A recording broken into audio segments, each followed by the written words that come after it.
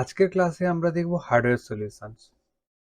ডায়োডের ক্লাসেসের পরের ছিল আমাদের হার্ডওয়্যার সলিউশন। তো হার্ডওয়্যার সলিউশনসে আমি যদি ডাবল ক্লিক করি তাহলে আমার আগের দিকে কয়েকটা পেজ ওপেন হচ্ছে, মার্ক করলাম। তো ফার্স্ট আমরা দেখতে পাচ্ছি যে ব্যাক প্যানেল 48 মেগাপিক্সেলের একটা পিডিএফ, তারপরে back camera, depth camera, back cam micro, charger data, component name, fingerprint, front camera, hands free,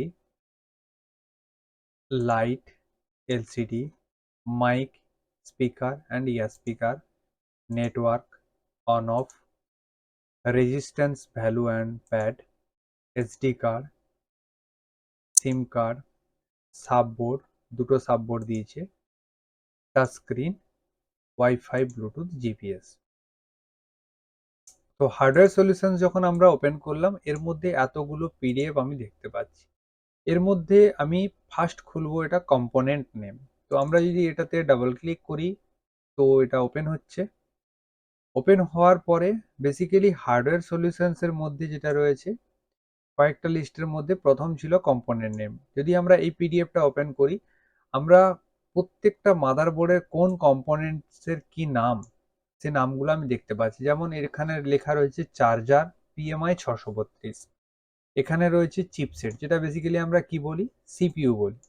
এখানে রয়েছে ইন্টারনাল স্টোরেজ প্লাস একটা নাম দেওয়া রয়েছে যেটাকে আমরা এমএমসি অথবা ইউএফএস বলে থাকি।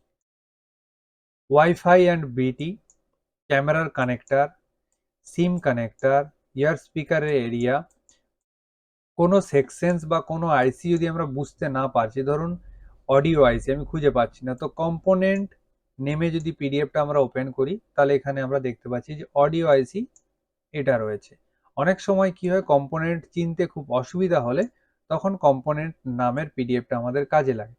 যেমন এখানে পাওয়ার আইসি, এটা রয়েছে এলসিডি লাইট আইসি। সাধারণত এলসিডি লাইট আইসি আমরা 6 লেগের দেখেছিলাম, নর্মাল যে ফোনগুলো হতো 6 লেগ দেখেছিলাম, এটা একটু ডিফারেন্স তো হতে পারে। বেসিক্যালি এটা ফাইন্ড করতে খুব সমস্যা হতে পারে।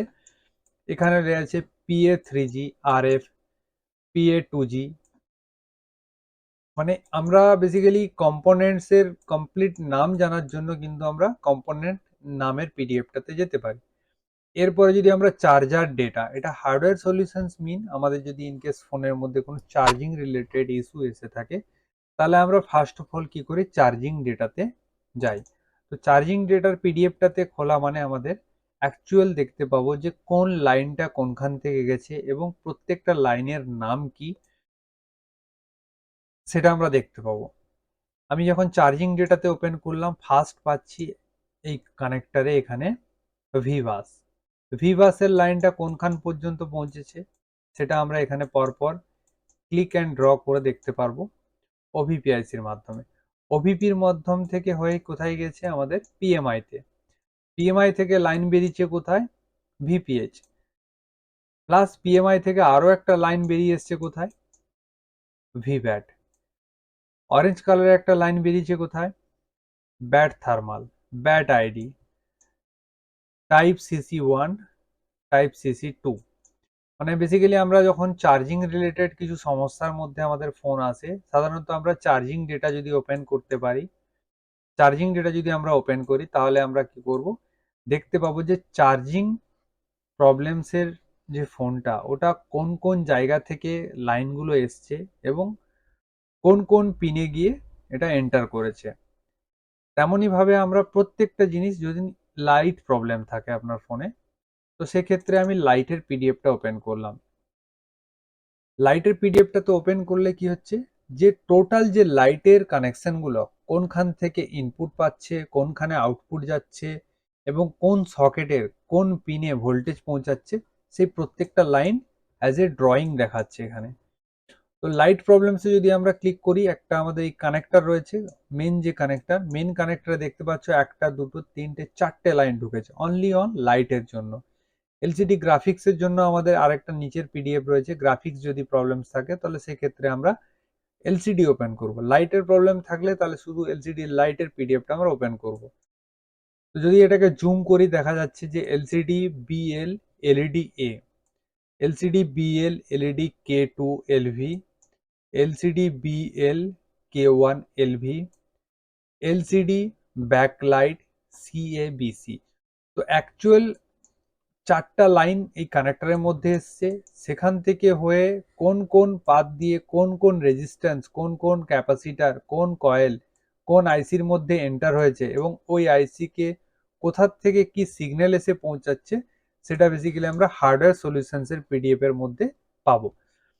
তো এর মধ্যে আরেকটা জিনিস বলে রাখি যে অনেকগুলো বর্নিও সেমেটিক্স ডায়াগ্রামটা খুব একটা ছোট্ট কিন্তু সফটওয়্যার নয়, অনেক বড় সফটওয়্যার। ডিপলি এক্সপ্লোর করলে অনেক কিছু জিনিস শেখা যায়।